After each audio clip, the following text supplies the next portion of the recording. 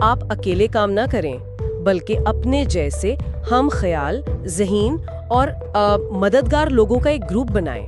اچھا، ایک ٹیم کی طرح؟ ٹیم سے بھی بڑھ کر ہل کا ماننا تھا، اور جائزہ اس پر زور دیتا ہے کہ جب دو یا زیادہ ذہن مل کر ایک مقصد کے لیے کام کرتے ہیں نا۔ جی ہاں، تو ایک تیسری غیر مرئی زیادہ طاقتور قوت یا سوچ پیدا ہوتی ہے، ایک سینرجی۔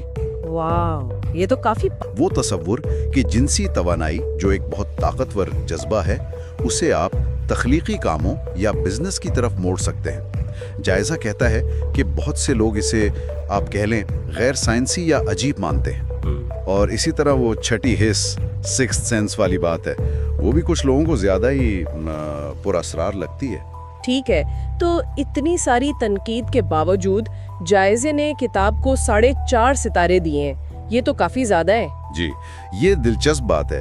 جائزہ یہ مانتا ہے کہ تنقید اپنی جگہ، لیکن کتاب کا جو اثر ہے نا، وہ بہت زبردست رہا ہے۔ کروڑوں کاپیاں بکی ہیں اس کی۔ جی ہاں، اور اس نے ان گنت لوگوں کو متاثر کیا ہے۔ ٹونی رابنز جیسے لوگ بھی اسے اپنی کامیابی کی وجہ بتاتے ہیں۔ تو اس کی اصل طاقت کیا ہے پھر؟